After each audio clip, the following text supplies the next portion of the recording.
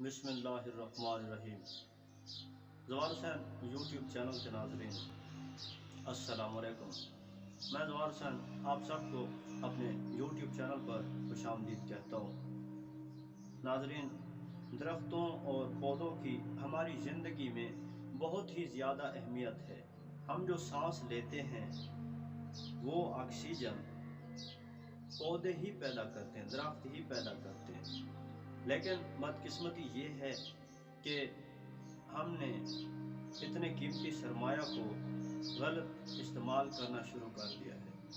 अब हमारे मुल्क में दरख्त बड़ी तेज़ी से काटे जा रहे हैं और उनके मुकाबला में उतने दरख्त उगाए नहीं जा रहे।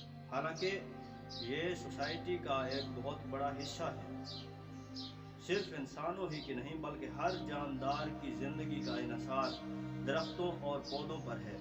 दरख्त और पौधे ना सिर्फ हमें ऑक्सीजन फराहम करते हैं बल्कि ये हमें और भी चीज़ें फराहम करते हैं, जैसे फल फूल वगैरह। ये तमाम चीज़ें ज़िंदगी का हिस्सा हैं और इन चीज़ों के साथ एक मुआशरा तरक्की की जानिब बढ़ता है। अगर हम चीज़ों को काटते जाएं, इस्तेमाल करते जाएं और फिर उस मुकाबले में उनकी पैदावार भी ना हो तो फिर आने वाले वक्तों में ये एक बहुत बड़ा मसला बन जाएगा। अब गर्मियाँ भी बड़ी शिद्दत से आ रही हैं, बहुत सारे मसाइल हैं, आलूदगी फैलती जा रही है, हर जगह पर आलूदगी ही आलूदगी है।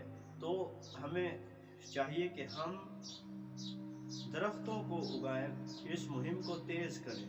जब पौधे और दरख्त हम लगाएंगे तो हमारा माहौल साफ़ सुथरा रहेगा और जब हमारा माहौल साफ़ सुथरा रहेगा तो हम बहुत सारी आफात से बच पाएंगे, बहुत सारी बीमारियों से बच पाएंगे और इंशाअल्लाह एक अच्छी और पुरसकून ज़िंदगी बसर करेंगे। तो माहौल को तबाह होने से बचाने के लिए दरख्तों की अहमियत को हमें उजागर करना होगा।